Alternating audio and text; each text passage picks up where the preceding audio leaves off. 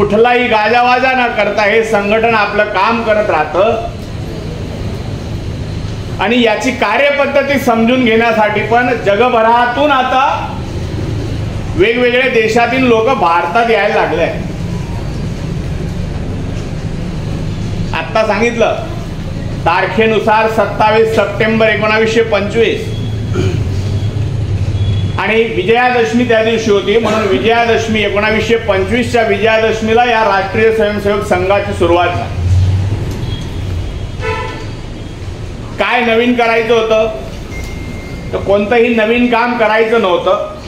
जे पूर्वीपासून चालत आलेलं आहे त्याची जागृती करणं आणि ते समाजासमोर मांडून समाज एकत्रित करणं, देश एकत्रित करणं एवढा एक उद्देश. मग कोणाला घेऊन सुरू करायचं तर काही बालकांना घेऊन हे काम सुरू झालं. आज 100 वर्ष या संघाला पूर्ण झाले. 100 वर्षात आपण जर हे बघितलं तर अनेक चढउतार राष्ट्रीय स्वयंसेवक संघाच्या जीवनात आले आणि एखादं काम म्हटलं की हे सगळे चढउतार येतच असत. आज संघाचं काम 52 देशांमध्ये, भारतात तर आहे पण जगभरात 52 देशांमध्येही काम चालतं. हिंदू स्वयंसेवक संघ म्हणून इतर देशांमध्ये काम चालतं. राष्ट्रीय स्वयंसेवक संघ हे हिंदूंचं संघटन आहे असं म्हटल्यावर काही लोकांना असं वाटतं की हे सांप्रदायिक आहे. असं वाटण्याचं कारण यामुळे असतं की हिंदू शब्दाची प्रचिती, हिंदू शब्द म्हणजे काय, हिंदुत्व म्हणजे काय हे समजून घेण्याची आधी आवश्यकता असते. अडचण काय होते, 1400 वर्षापूर्वी सुरू झालेला इस्लाम 2000 वर्ष आधी सुरू झालेला ख्रिस्ती धर्म,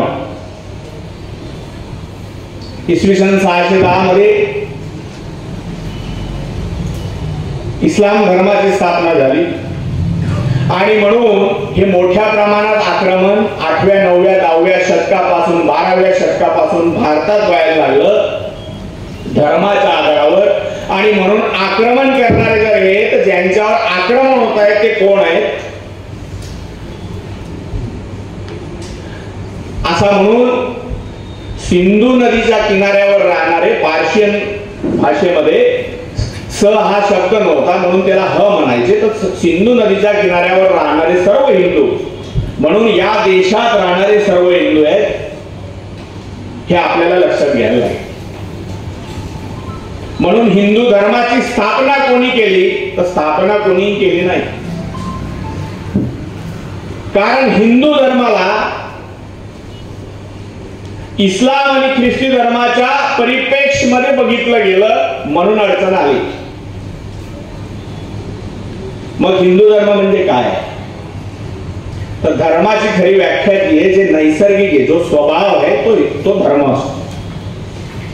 आणि म्हणून 1400 वर्ष अगोदर 2000 वर्ष अगोदर नाही तर त्याच्या आधी जर आम्ही बघितलं तर आम्हाला लक्षात येतं 3000 वर्ष अगोदर म्हणजे आतापासूनच्या मागे जर 3000 वर्ष गेलो तर आमच्या गौतम बुद्धांनी देशभरात नाही तर जगभरात विश्व शांतीचा संदेश दिला, ध्यान साधना शिकवली आणि ही ध्यान साधना जगाने ऍक्सेप्ट केली. 3000 वर्ष आधी गौतम बुद्धांबद्दल आपण ऐकतो, 6000 वर्ष अगोदर आम्ही महाभारताबद्दल ऐकतो, 7000 वर्ष अगोदर आम्ही रामायण सांगतो, 8000 वर्ष अगोदर आम्ही उपनिषद सांगतो आणि 21,000 वर्ष अगोदर आमचे वेद आले असं आम्ही म्हणतो. तर ही 2025 ची कालगणना इसवी सनानंतरची असलेली, ख्रिस्त समाजाची असलेली, संप्रदायाची असलेली छोटी वाटते. आणि म्हणून जसा इस्लाम धर्म आहे, जसा ख्रिस्ती धर्म आहे, तसा हिंदू धर्म नाही आहे. सनातन चालत आलेला एवढी मोठी कालगणना आमच्याकडे असलेली, एवढंच नाही तर युगांची कालगणना सुद्धा आमच्याकडे आहे. युगाब्द 5126 आपण म्हणतो, कलयुग म्हणतो. हे कलयुग सुरू आहे. 4.5 लाख वर्षाचं, 4,32,000 वर्षांचं एक कलयुग असेल. त्यातलं 5126 वर्ष हे सुरू आहे. त्याच्या अगोदर त्रेतायुग झालं. त्याची संख्या, त्याचा जो काळ आहे त्याची जवळपास कालगणना आम्ही मोजतो 9 लाख वर्ष हे त्रेतायुग राहिलं. त्याच्या अगोदर आम्ही जर बघितलं तर द्वापरयुग होतं. 13 लाख वर्षांचं हे द्वापरयुग होतं. त्याच्याही अगोदर सतयुग होतं आणि 17 लाख वर्षांचं हे सतयुग होतं. हे कुठून आलं? आणि म्हणून ज्यावेळेस हिंदू धर्माबद्दल आम्हाला समजून घ्यायचं असेल त्यावेळेस या दोन्ही तिन्ही धर्मांना डोळ्यासमोर ठेवून हे होणार नाही. आणि म्हणून हिंदू शब्दाची रचना, हिंदू शब्दाची निर्मिती कशी झाली याचं एक कारण सांगता येत नाही. कोणी व्यक्तीने केले नाही, कारण व्यक्ती दोष असतो आपल्या सगळ्यांना माहिती की हे सगळं या राष्ट्राला समर्पित. हे राष्ट्र पुनर्निर्माण व्यवस्थित व्हावं, पुनश्च एकदा विश्वगुरु प्रतिस्थापित व्हावं, ह्या प्रेरणेसाठी उत्साह स्वरूपात हे संघटन वाढत चाललेलं आहे. आणि म्हणून आमच्या देशात सिंधू नदीच्या किनाऱ्यावर राहणाऱ्यांवर ज्यांच्यावर आक्रमण करणारे मुघल आहेत, मुसलमान आहेत, आक्रमण करणारे ख्रिश्चन आहेत, तर ज्यांच्यावर आक्रमण होत आहेत त्यांना काहीतरी बोललं पाहिजे. म्हणूनही कदाचित हा शब्द आला असेल. पण हा नैसर्गिक स्वभाव जर आपण लक्षात घेतला तर आपल्याला लक्षात येतं आमच्या देशात किती जरी विविधता असली, विविधतेतून एकता दर्शवणारा, एकता दाखवणारा आमचा समाज आहे, आमचा देश आहे, आमचा हिंदू धर्म आहे. ह्या शाखा आहेत वेगवेगळ्या. एक झाड असतं आणि झाडाला जशा वेगवेगळ्या फांद्या असतात तशा पद्धतीने हा हिंदू धर्म आहे, हा देश. यात वावरणारे तुम्ही आम्ही सगळे, कदाचित कोणी ओबीसी असेल, कोणी मराठा असेल, कोणी आदिवासी असेल, कोणी चौधरी असेल, कोणी वाणी असेल, पण तरी सुद्धा आम्ही सगळे एक आहोत. हा एकात्म मानव दर्शनाचा भाव आम्हाला समजून घ्यावा लागेल. जसं हे शरीर आहे तसा एक देश आहे. मनाची इच्छा झाली की मला मथुरेला दर्शन करायला जायचंय, अयोध्येला दर्शन करायला जायचंय, आणि मनाने सांगितलं डोळ्यांना की दर्शन करायचंय, डोळ्यांनी सांगितलं तुझी इच्छा आहे, मला काय करायचं, तू जा, मी नाही जात, तर दर्शन होणार नाही. डोळ्याने सांगितलं मला दर्शन करायचंय, पण पाय जर असं म्हटले तुला दर्शन करायचंय तू जा, मी चालणार नाही. पायाने जर असं म्हटलं की मी चालत जाईल, पण हाताने म्हटलं की मला घरी ठेवून जा, मी जाणार नाही, तू वेगळा आहे, मी वेगळा आहे, मला नाही जायचं दर्शन करायला, मी घरीच राहील, हाताने जर असं म्हटलं तर चालणार नाही. मनाने इच्छा दर्शवली तर डोळ्याला तिथपर्यंत जावं लागेल. डोळ्याने दर्शन केल्यानंतर डोळ्याला दर्शन करण्यासाठी पायाने तिथे चालत जावं लागेल.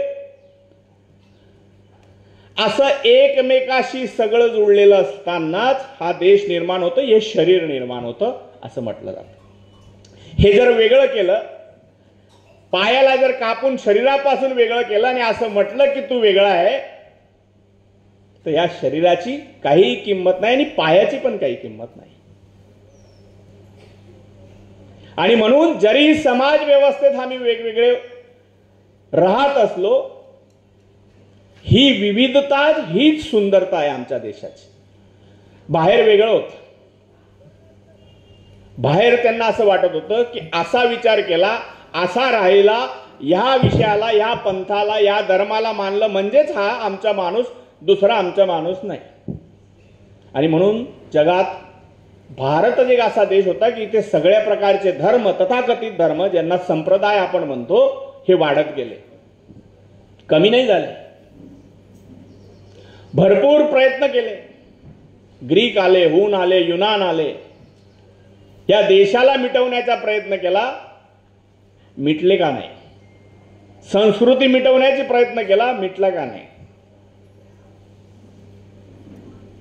आणि म्हणून त्याग समर्पण या देशाकडूनच जगाने शिकलं. म्हणून प्रभू रामचंद्रांना एका राजेला आम्ही देव मानलं. हे कशामुळे की आज सिंहासनावर बसणार आहेत आणि त्यावेळेस हे कळतंय की उद्या जंगलात जायचंय, तर कुठल्याही प्रकारच्या त्या सिंहासनाशी, त्या आसनाशी मोह न ठेवता त्याच मनाने, त्याच भावाने वनवासात जायलाही तयार झाले. हा जो भाव होता, हा आमचा हिंदू भाव आहे. आणि म्हणून ते राजा देव झाले. जे काही माझं आहे ते ह्या देशासाठी आहे, ह्या देशात राहणाऱ्या लोकांसाठी आहे, हा विचार केला. आणि म्हणून स्वातंत्र्यवीर सावरकर यांनी म्हटलं, तुम्हाला आम्हाला सगळ्यांना जायचंय, सगळ्या धर्माच्या लोकांना जायचंय.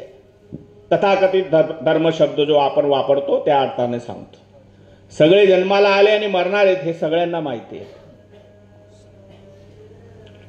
आणि म्हणून सावरकरांनी म्हटलं की देहाकडून देवाकडे जात असताना मध्ये देश लागतो. आणि देश म्हणजे काय, ह्या देशात राहणारे सर्व लोक, सर्व बांधव, प्राणी, जगत, म्हणून आपण विश्व वसुधैव कुटुंबकम, विश्व शांतीची आम्ही गोष्ट करतो.